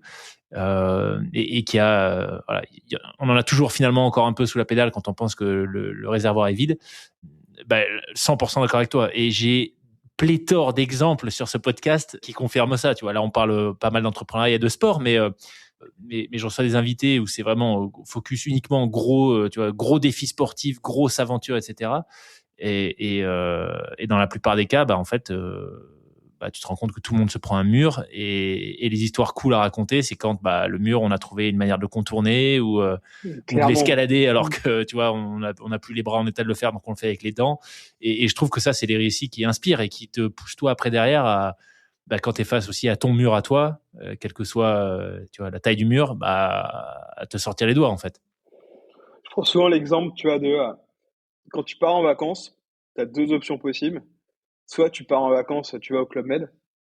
Soit tu Ouais. pars en vacances, tu choisis une destination, tu y vas et tu reviens. À la fin, quand tu vas dans une soirée, bah, tu auras beaucoup plus d'histoires à raconter quand tu es peut-être parti un peu à l'arrache. Et avec le recul, tu vas toujours adorer raconter les histoires de galère que tu as eues où tu t'en es sorti. Ouais, c'est Et tu clair. auras beaucoup plus d'histoires à raconter que de dire ah, j'étais au Club Med, c'était cool, c'était trop bien. Oui, c'était trop bien, mais ok. Genre, genre il s'est pas passé un truc cet été, tu vois. Enfin, Ouais, je suis d'accord. Là, tu vois, pour petit partage rigolo, j'avais pris 2 jours au moment où on enregistre là, et parce que voilà, je sentais que j'avais besoin de recharger un peu les batteries, et donc je dis aux gens au taf, bah je vais prendre mon vélo et puis en fait je pars de la maison et je vais rouler jusqu'à un observatoire qui est un refuge observatoire au sommet d'une montagne dans le Verdon là, et donc ça fait 2007 de dénivelé, et puis je dors là-bas, puis je reviens le lendemain, tu vois. Et les gens étaient un peu perplexes sur mon approche de, de la recharge de batterie, tu vois. Surtout que je me suis pris la grêle et tout, enfin, c'était abominable. Mais oui, du coup, il y a des histoires à raconter. Je suis d'accord avec toi. Ouais. parce qu'il y a des gens Effectivement. pour qui la recherche de batterie, c'est se glander, tu vois, au pied dans une île, les pieds au chaud ou autre, et d'autres qui, moi je sais que ma recherche de batterie, c'est l'outdoor, c'est d'être dehors, de faire, Ouais. euh, de, de, de ressentir l'air, tu vois, le soleil, s'il pleut, la pluie, tu vois, euh, de ressentir l'impact que ça a sur mon corps aussi. Tu vois, bah, Ouais. tu prends la pluie, tu prends la grêle, t'as froid, genre t'as l'impression que tes mains elles bougent plus, mais finalement Ouais. elles finissent par rebouger. Tu vois, ce que tu sais de quoi je parle, tu vois. Et tu vois, et à chaque fois on a tous ces moments-là. T'as les pieds qui en peuvent plus, tu les mets dans une bassine d'eau chaude, le sang recircule et ça repart en fait, si tu veux. Ouais. Et j'aime bien ces moments d'intensité où tu mets aussi à épreuve ton corps et de voir toujours à quel point, genre, en fait, bah non, tu repars. Et entre-temps, tu as progressé, tu as amélioré ta VO2, etc., etc., tu vois. Enfin, c'est Mhm. super intéressant. Ouais. Clairement. Clairement. Mais tu vois, on revient toujours à ce côté mindset. Je pense que c'est il y a une partie des gens peut-être qui vont nous écouter, qui vont dire ah ouais ouais carrément ça me parle, et une autre partie qui vont dire mais c'est quoi ce truc, je comprends rien du tout, ça Alors, je me parle pense que. pas du tout. Ouais. Alors toi tu dois avoir une audience très sportive donc ça doit Ouais, parler. voilà, j'allais te le dire. J'ai 80% de l'audience. La dernière fois que j'avais posé un peu quelques questions, qui fait du sport plus de 3 4 fois par semaine. Donc voilà, là normalement, a priori, on parle On à est des bon, on gens est bon. qui seront à qui ça parlera tout ça. Mais ouais, ultra intéressant. Et ouais, je suis d'accord avec toi. Je pense vraiment le sujet, c'est avant tout un mindset. Et s'il y a des gens qui sont ok et à qui ça fait plaisir de partir. Comme tu dis, glander sur une plage, très bien. Mais bon, voilà, c'est vrai que moi, personnellement, en tout cas, et je pense beaucoup de gens sur le podcast se reconnaissent pas forcément là-dedans. Si on revient à l'entrepreneuriat, Nicolas, parce que je surveille l'heure, je sais que tu es ultra busy, donc on va essayer d'être efficace. Justement, revenons à l'entrepreneuriat et faisons le lien avec le mindset, ces fameuses étapes et ce que tu expliquais, où tu aimais bien te situer par rapport aux statistiques. Quand au moment où tu as réussi ces 2 exits sur tes 2 boîtes, d'ailleurs, si tu peux nous les présenter en une phrase chacune, ça serait cool. Il se passe quoi dans ta tête quand ça y est, t'as signé? Et je dis ça, j'ai jamais vendu de boîte, donc je sais pas, est-ce que c'est un process qui est ultra long et du coup, tu as le temps de t'en rendre compte, ou ça va très vite? Ça se passe comment? Alors, la première boîte, c'était une application de lecture en streaming, donc on a un Spotify de la lecture. La seconde, c'était un éditeur de logiciels qui permettait de faire des devis, factures et de se faire payer pour les entreprises. Ça, c'est pour répondre à la première question. La deuxième question, c'est processus M&A, donc de rachat. C'est toujours plusieurs mois quand même. Globalement, entre le moment où tu as une prise de contact et le moment où tu as l'argent sur un compte, il peut se passer quand même 6 mois, 8 mois, tu vois, entre 6 et 8 mois, quoi. Ça, c'est à peu près la moyenne. Et là, tu Donc, relâches déjà pendant ces 6 8 mois quand non, tu non? relâches pas parce qu'à n'importe quel moment, ça peut dropper des deux côtés. C'est-à-dire qu'à n'importe quel moment, toi, tu peux dire, OK, non, on arrête, ou l'acquéreur en face, tu veux. Donc, tout peut s'arrêter, même jusqu'au moment de la signature, même si tous les documents juridiques ont été signés. Donc, ça peut dropper à n'importe quel moment. Donc, tu relâches jamais, justement. Tu es vraiment très, très, très concentré dans le processus. Euh, et, euh, et ensuite, qu'est-ce qui s'est passé une fois que j'ai vendu? Bah, comme je t'ai dit, la première, je suis reparti tout de suite sur un autre projet. Je me suis pas du tout, j'ai pas kiffé, je me suis rien acheté, enfin tu vois, enfin je continue ma vie comme avant. La seconde, j'étais beaucoup plus fatigué, et du coup je suis parti pendant une semaine ou deux faire du vélo au Portugal. Enfin là, j'ai eu un peu un besoin de me ressourcer. Allez Donc te voilà, mettre du donc dénivelé tu dans vois, les jambes pour te ouais ressourcer. voilà, Bah, on clairement. en En revient plus à la même chose. Ouais. beaucoup de D plus d'ailleurs au Portugal quoi. Donc moi c'était ça ma façon de me ressourcer, de me retrouver Ouais. un peu avec moi-même. Et après, j'ai pour le coup, après la deuxième session, j'ai eu une grosse période de solitude, je savais pas quoi faire, de manque de sens, je savais plus quoi faire de ma vie.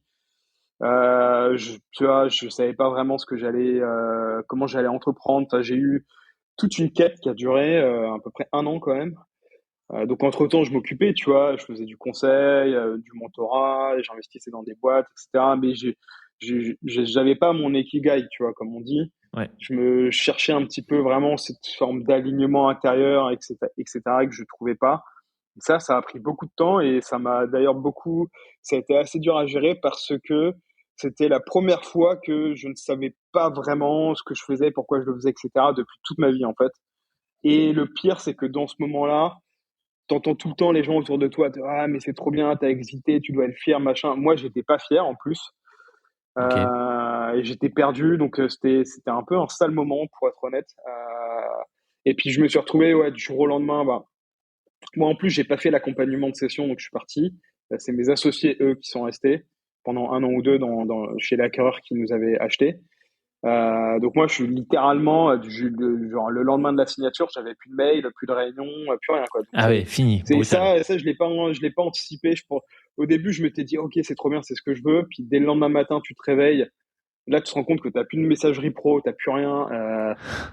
Tu prends ton café, il est 9 heures, t'es là, tu tournes en rond, tu te dis, putain, mais en fait, qu'est-ce que je, genre, c'est quoi maintenant? Qu'est-ce que je fais? Tu vois?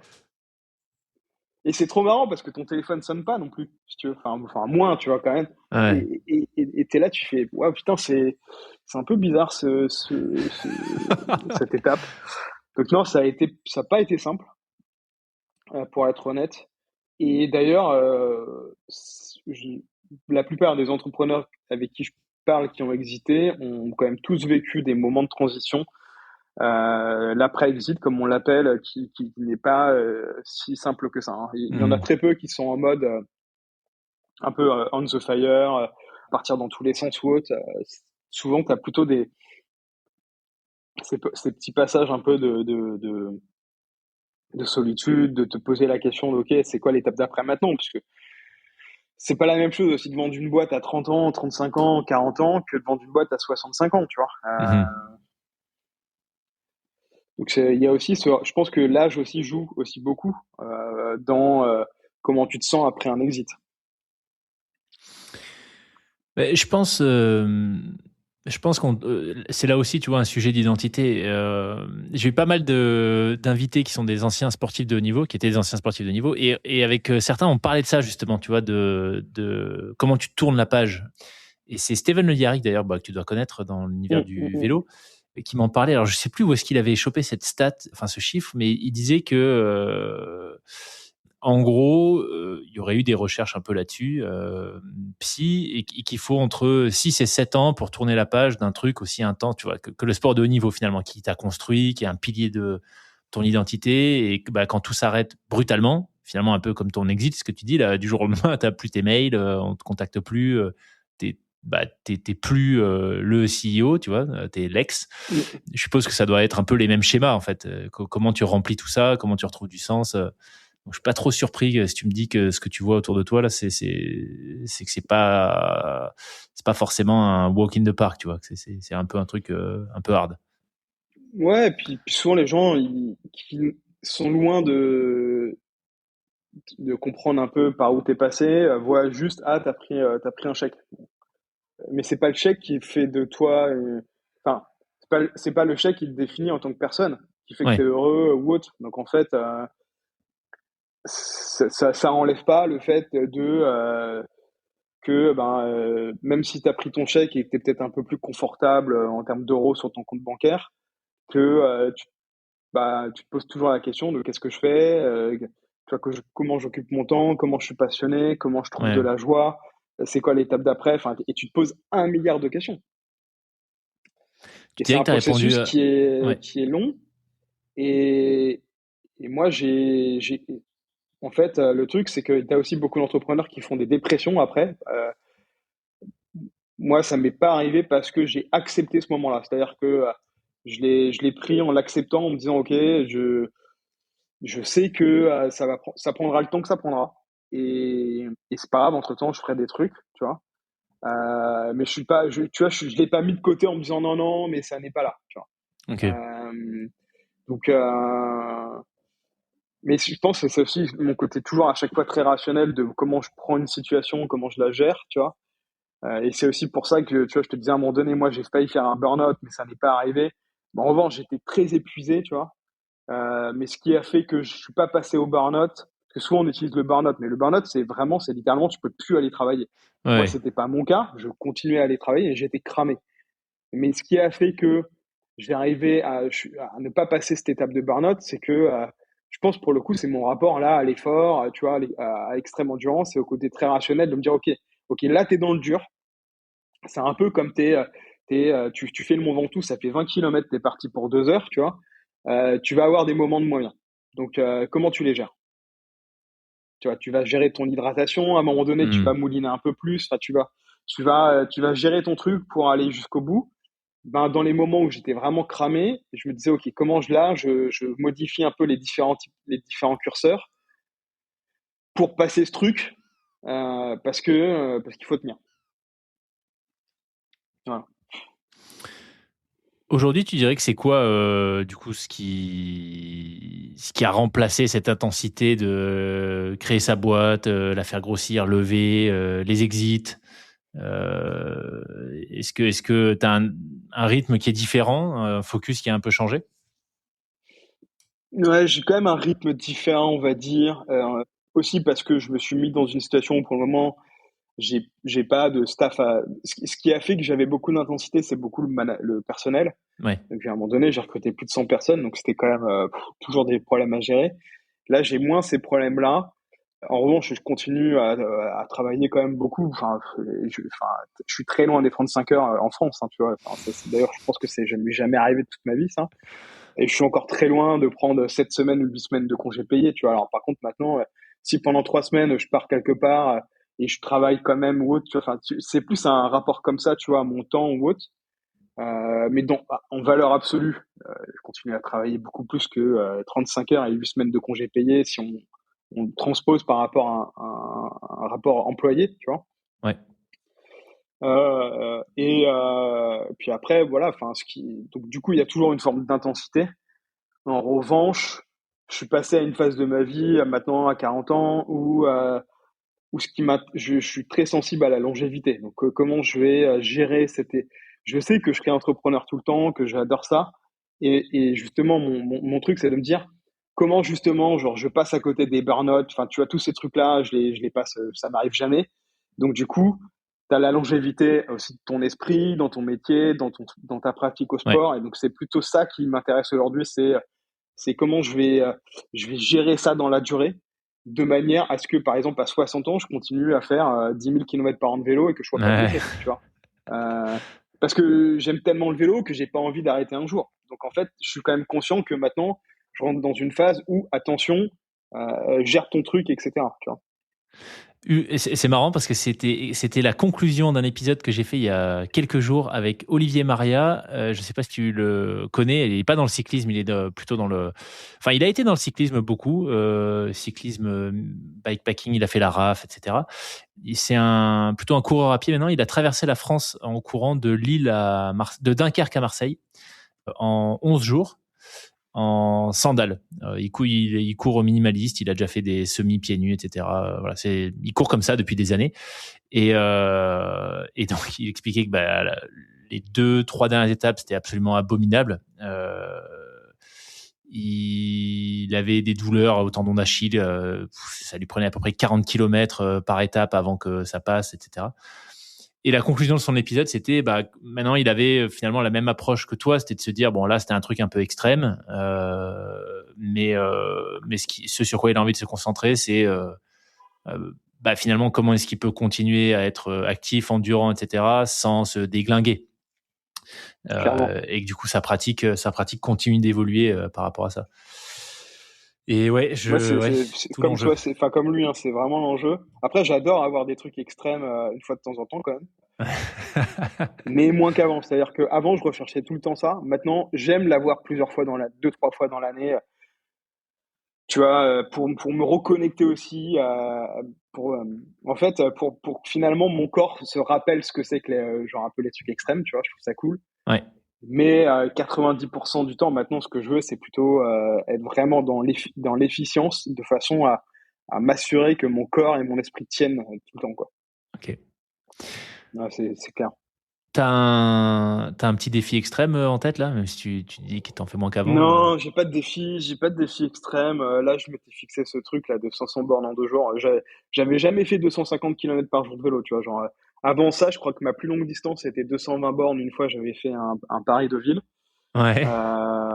Mais là, de faire 250 plus 250, donc là, j'avais jamais fait.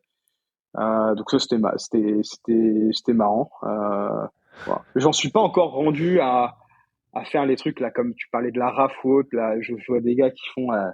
Allez, je pense que le 300 km en une fois, vu que t'as fait 250, ça c'est facile. Mais par contre, ceux qui font les 1000 bornes ou autre, wow, ça Ou par les contre, ça. 2005, ouais, c'est clair. Ah ouais, non, mais ça. Là, tu rentres encore sur autre chose. Ouais, ouais. Tu rentres encore Oula, dans une autre pratique, là. la Race Cross America, j'ai travaillé avec Arnaud, on était en même temps chez Apple avec Arnaud Manzani, on en parlait Mm. un peu en off, là, je sais que tu le connais. Et il avait fait, la première fois que je l'ai rencontré chez Apple, il avait fait, je crois que c'était peut-être 1 ou 2 ans avant qu'il avait fait la RAM, donc la Race Cross America. Et donc la Race Cross America, c'est 4004, je crois.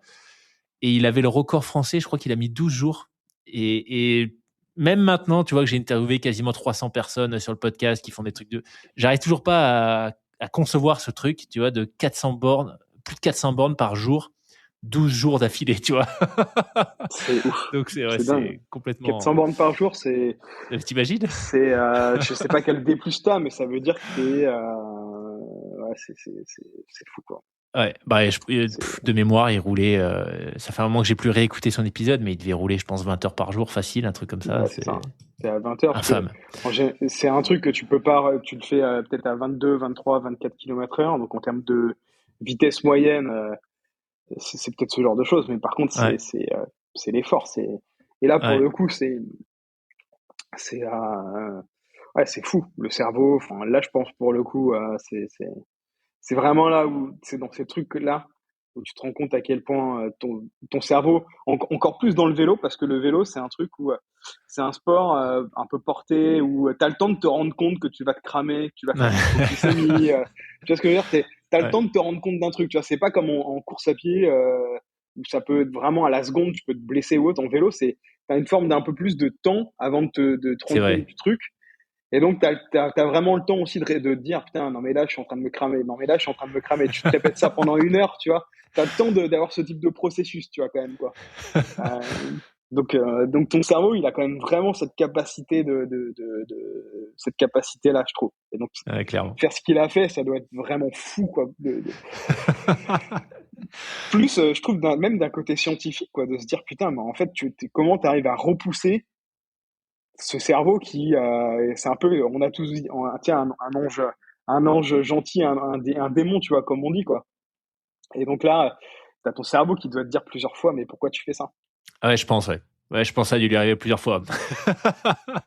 Clairement. Mais ouais, ouais. Non, c'est. Écoute, c'est fascinant. Ça fait partie de ces parcours où tu te dis, mais comment c'est humainement possible? Mais Tu sais, dernièrement, là, il y a 3 jours, je viens de penser à ça. J'ai fait un truc que j'ai complètement échoué. Alors, du coup, c'est trop marrant, tu vois. Je vais essayer de faire l'histoire assez vite. Je dis échoué parce que c'est doublement marrant. Donc, je voulais faire un bain froid, tu vois. Donc, c'est des trucs ok. t'es dans un bain à zéro et tout. Ça faisait longtemps que je voyais ça. Bref, je me suis dit, tiens, je vais tenter ce truc. Donc 0 degré. L'eau. Donc 0 degré, tu te Ok. fous là-dedans, tu t'immerges là-dedans, tu vois. Donc je voulais faire ce truc. Donc je vais à un cours. Et en fait, début du cours, tout un processus autour de la respiration, etc. Donc bon, je fais le processus. Bon, je vais dans le bain, j'échoue.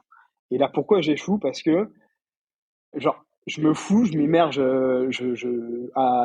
jusqu'à mes mollets, et là, ça te glace le sang et tout, quoi. Et là, direct, mon cerveau, il a vrillé, et genre, en gros, j'ai pas réussi à m'immerger et tout, tu vois. Alors, deux trucs qui étaient super intéressants là-dessus, c'est à quel point, à ce moment-là, je pense que c'est le cerveau qui a vrillé. Vraiment, j'ai senti, tu vois, genre, sors de là et tout, genre, t'es pas prêt à ça. Donc, du coup, j'ai pas réussi. Ensuite, ce qui était super intéressant en enseignement, c'est que j'avais absolument pas compris à quel point tout ce processus autour de la respiration, etc., était super important parce que au moment où mon cerveau, tu vois, genre, vrille, la meuf qui était là pour m'accompagner, elle me dit non, respire fort, machin et tout. Et à ce moment-là, j'arrivais même plus à gérer ma respiration. Enfin bref, genre complètement, genre le truc qui fonctionne pas. Donc, c'est là où tu prends conscience aussi de cette notion de projection. Tu vois, la projection pour faire quelque chose est super importante.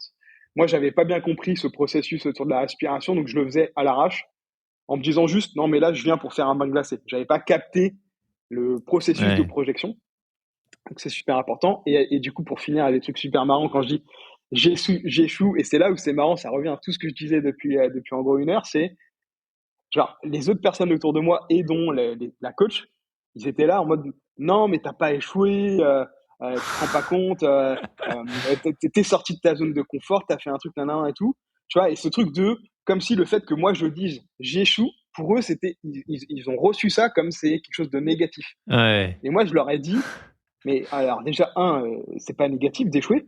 Enfin tu vois, tu le reçois comme genre un message négatif que je renverrai. Mais moi en fait quand j'exprime le fait d'avoir échoué, déjà c'est juste rationnel parce que je me suis pas assis dans le bain. Donc c'est factuel, tu vois. Donc tu peux te raconter l'histoire que tu veux. Ça n'est pas arrivé, tu vois. Donc voilà. Et ensuite c'est pas grave, tu vois. C'est pas grave. Ouais. Tu vois ce que je veux dire? C'est pas oui j'ai pas réussi, tu vois, ça fait chier. Et du coup c'est pas grave, je vais recommencer. Tu vois. Et tu vois, et ça m'amène à ce truc autour de, quand je te disais, maintenant on normalise le truc, tout est positif, machin, etc. Non, mais c'est pas grave en fait d'avoir échoué. Tu Ouais. vois, c'est ok. Bah, il faut en vrai, bah, oui, enfin, c'est l'apprentissage, passe par là. Quand tu regardes un enfant, tu vois, moi, je suis papa depuis quelques années et je vais bientôt l'être une deuxième fois, bah, en fait, ce n'est que des échecs, des apprentissages, tu vois? Ils arrivent pas à marcher, ils tombent, ils se cognent, ils prononcent pas les mots correctement, ils arrivent pas à tenir un verre, tu vois? Mais ils apprennent et s'il y a pas ça, bah, oui. Mais comme tu le dis, c'est la sémantique, qui aujourd'hui visiblement pose problème, mais je suis d'accord avec toi. On apprend en se plantant, en fait. C'est évident, mais bon. Euh, ouais. Tous les sportifs, je pense que tu les interviews, ils vont te dire, ils ont probablement plus appris dans des processus où ils ont échoué parce qu'ils sont obligés de se remettre en question que Ouais. quand tu gagnes tout, tu réfléchis pas trop à ce moment-là. Ouais, c'est T'es dans clair. le feu, tu vois, t'es dans le feu, t'es dans l'énergie ultra positive, tu te remets pas en question. Puis le jour où tu as un caillou dans la chaussure, tu te dis putain mince, c'est arrivé comment cette histoire? Ouais. Ouais, et tu sais plus forcément comment réagir, en termes de schémas mentaux et tout, un échec. Bah, D'où le justement, tu vois? fait d'accepter cette notion d'échec, Ouais, clairement, ouais. d'accepter ces mots-là aussi, tu vois, de se dire euh, le fait de dire un truc négatif avec une négation, c'est pas forcément négatif, c'est juste Ouais, tu vois une façon de l'exprimer. En fait, ce qui est important, c'est qu'est-ce que t'en fais, ouais, clairement. Bah, je encore trouve. une fois, tu vois, je vais citer, Teddy Riner qui disait que, il est resté, je sais plus, peut-être une dizaine d'années, 10 ans, 12 ans, invaincu. Et il y a plusieurs interviews où il explique que le plus beau cadeau qu'il ait reçu en judo, c'est une défaite contre un Japonais qui justement est venu casser ce truc et quelque part même enlever cette pression, tu vois. C'est ok, c'est bon. Il a perdu ce truc de je suis invaincu, c'est tu vois, c'est qui je suis, le fait d'être invaincu, c'est terminé. Donc maintenant, je peux passer à autre chose, me concentrer sur comment améliorer mon judo, etc. C'est intéressant, tu vois. Tu pourrais dire ah c'est abominable, il a perdu, c'est terrible, c'est la fin de son règne. Bah non, en fait, c'est lui il le considère comme le meilleur truc qui lui soit arrivé. Donc ouais, encore une fois, le mindset et Il la faudrait vision qu'on faire peut tout avoir un de truc l'échec. scientisé autour du Ouais, mindset. Parce que je c'est trouve que c'est clair. ça vraiment qui est passionnant.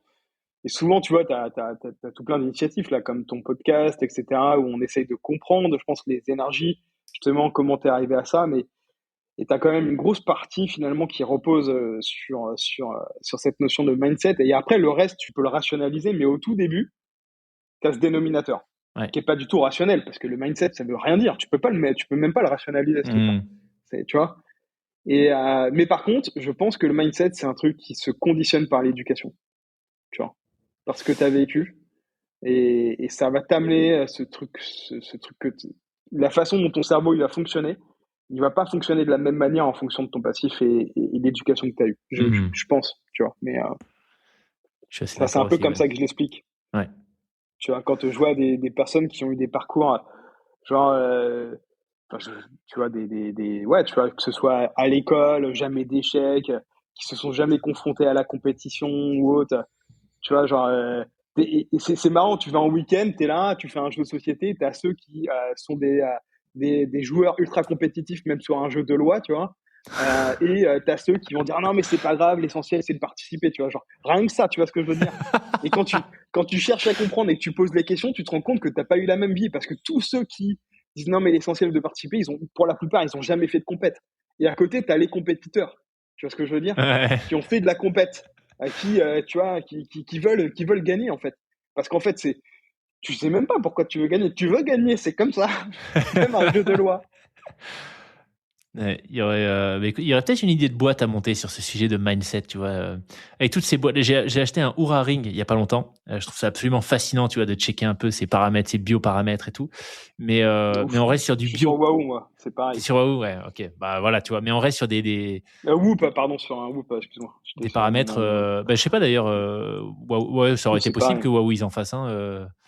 Possible, ouais, non, je suis sur le bracelet, mais c'est vraiment la même chose Ouais. que la bague que t'as, quoi. Mais on vient pas C'est mesurer, clair. tu vois. Enfin, d'ailleurs, est-ce que c'est mesurable? J'en sais rien. Je suis sûr qu'il y a un truc à faire là-dessus, tu vois. Ce mindset, genre, c'est quoi? Comment est-ce que tu vas déterminer ta progression? Où est-ce que tu en es, etc. Sur des sujets de plus mentaux, quoi. Mm, Et ouais, passionnant. Absolument passionnant. yes. Bah écoute Nicolas, un immense merci, c'était génial, je me suis régalé, c'était ultra intéressant d'en apprendre plus évidemment sur ton parcours, mais en particulier sur ton rapport au sport, l'entrepreneuriat, comment tu as mixé les deux, et puis sur ces sujets de mindset. Est-ce qu'il y a un mot de la fin, quelque chose que tu voudrais souligner pour conclure cet échange?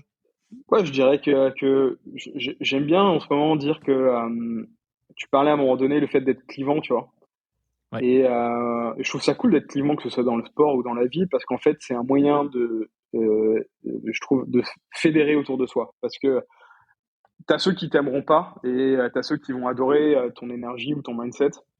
Mais en général, quand t'es pas client et que t'es un peu genre entre deux, ça me fait un peu penser, tu vois, à François Bayrou, quoi, tu vois. T'es un peu t'es un peu l'entre deux, tu vois, genre, mais voilà. Et il se passe pas vraiment grand chose. Et donc, en fait, et tout à l'heure, tu disais, ouais, mais c'est un peu clivant et tout. Ouais, c'est clivant. Et alors? C'est cool d'être clivant. Ouais. C'est bien. Ça fait avancer les choses.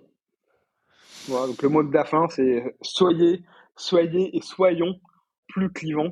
Et ça veut pas dire on se respecte pas les uns les autres. Ouais. Ça veut pas dire que les personnes qui ne sont pas d'accord ou qui n'ont pas les mêmes façons de penser sont pas dans la vérité ou autre. Personne n'est dans la vérité. Chacun doit trouver sa façon d'être, sa façon d'exister, son rapport aux choses.